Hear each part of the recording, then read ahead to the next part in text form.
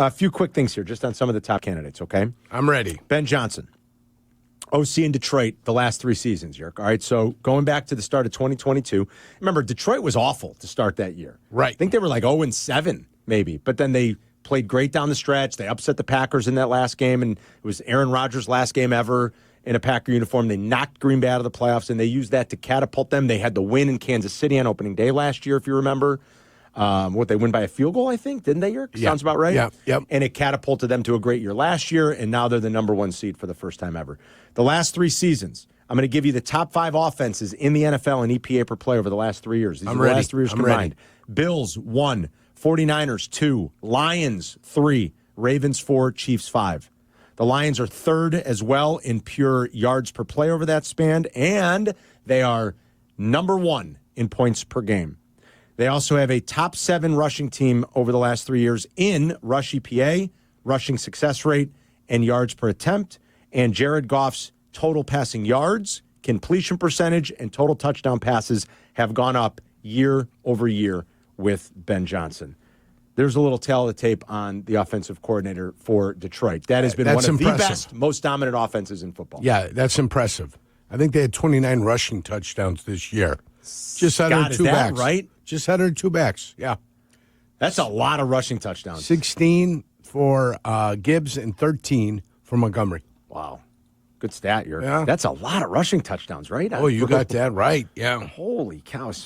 That's I incredible. mean, they score a lot, so there's they going to be do a lot score of a touchdowns lot. I mean, to be had. you're 100% right about that. And I don't know if anybody else had a rushing touchdown, Goff or anybody. You're right. The Eagles also had 29, and you know who led the league? And you'll know why with the quarterback, the Bills. The Bills had 32, but Allen had like a dozen. 8 of them, 8 to 10. Did he have 10? Maybe he had 10. Like that, he had 15 last year. He might have had 10 this year. Yeah. You might be right.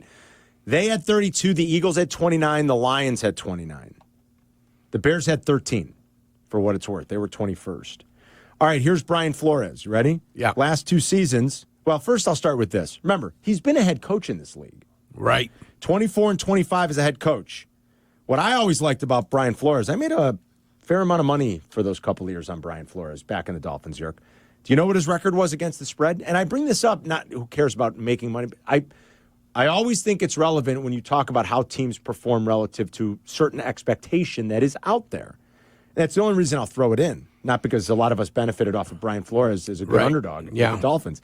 He went 29-19-1 against the spread, showing you that they did beat expectation a lot. And they were an underdog a lot. They weren't a very good team. Tua wasn't there, until year 2, I think, on the job. He was a very young quarterback. So 24 and 25 overall. The Vikings, the last 2 seasons, under Flores as their coordinator, number 3 on defense in EPA per play, number 6 in success rate, 11th in yards per play allowed, 10th in sacks, 3rd in takeaways. So again, a defense that has done a lot right the last 2 seasons with Brian Flores calling the shots.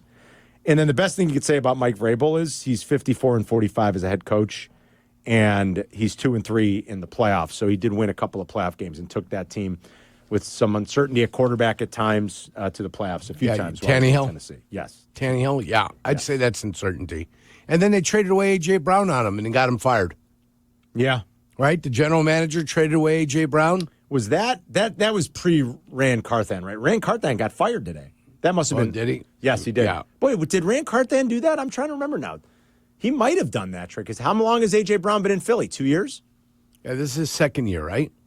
I feel like this was his, because A.J. Brown wasn't on the team that went to the Super Bowl, right? I don't think so. I don't know. I could be wrong. I'd have to double check. Maybe he's been there 3 years. He might predate Rand Carthan. They fired their GM today in Tennessee. Not happy. After spending all the money they spent, the free agency. Yeah, A.J. Brown was in Tennessee in 19, 20, and 21. So he has been 3 years. So he was on the Super Bowl team. Okay, so yeah, he predates then. That predates Rand Carthan. Right. There. Yeah. And they spent a lot of money on free agency. They took a big swing on a couple of trades, and none of it worked out. You know, from the woulda, coulda, shoulda. They should have beat the Bears in the opener. Their quarterback gave the Bears the game. Yes, they did. Will Levis stinks. And they don't have a quarterback. They don't have a quarterback. They don't have a quarterback. And you could spend $180 million in free agency and make a bunch of big, bold, blockbuster moves and bring in a new head coach. If you don't have a plan at quarterback in this league, good luck.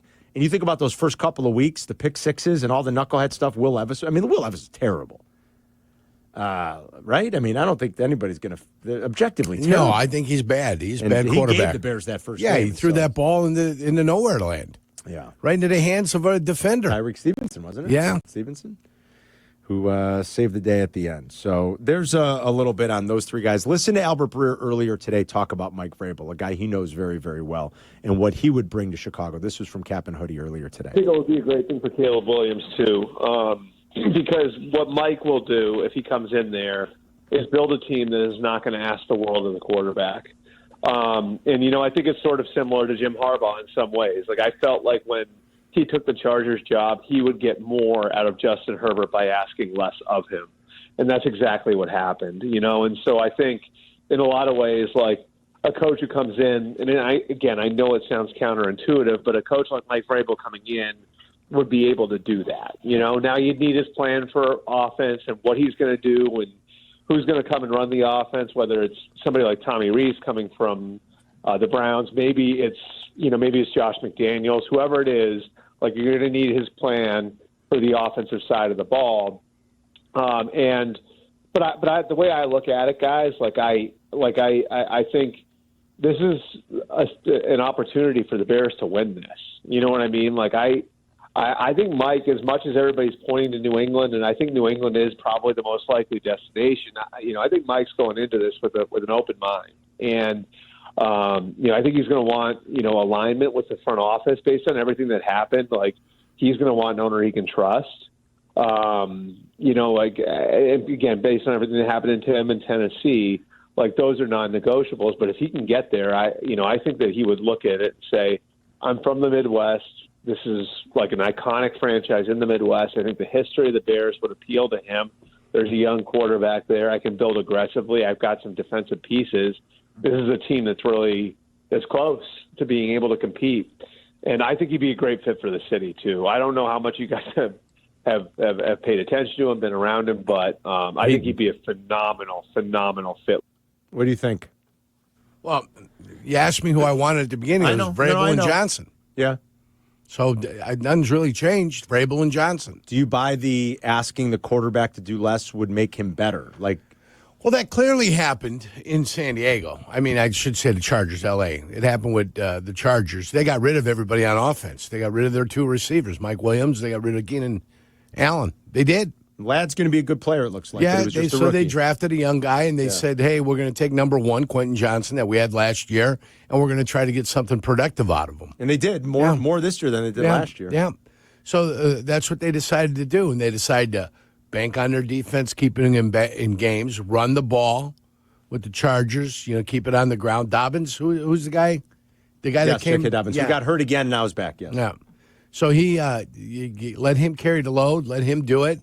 Don't rely on Herbert throwing the ball 100 times a game, and it's worked out for the Chargers. So, last year Herbert got hurt, so he only played 13 games. So let's look at his full seasons, Yerk. Yeah. He did only attempt 504 passes this year. When you look at his full seasons before that, you're looking at 595, 672, 699 in 2022. So to your point, again, we'll throw out last year because he missed 4 games.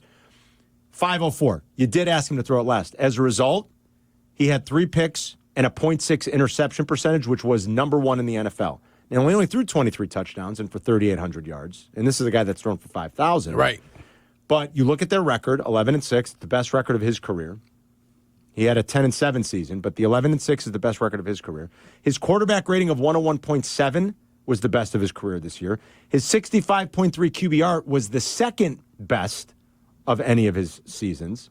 The only weird thing about his line to me this year was that he's been pretty good. He's one of those guys that's been pretty good about avoiding sacks in his career. He's at about a 5.5% sack rate.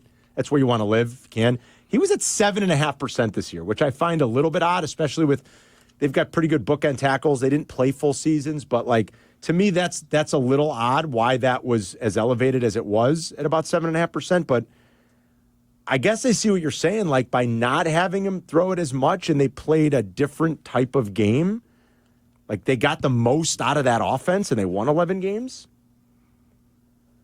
To me, he's a Ferrari. You know how I feel about him. Can he go out and throw for 5,000 yards and 40 touchdowns every year? Sure. But are they better this way? Well, you play the philosophy, and I think Kansas City does it this way too, at least with the group that they had this year. You play the game, you stay in the game, then you find a way to win in the fourth quarter. That's how Kansas City does it. That's how the Chargers do it. It's a dangerous game to play. You kind of have to really trust your quarterback there, don't It's you? It's a dangerous game to play. It can be dangerous, depending upon the quality of your team. Yeah. You know, that you're not blowing teams out by 10, 15, no style points whatsoever.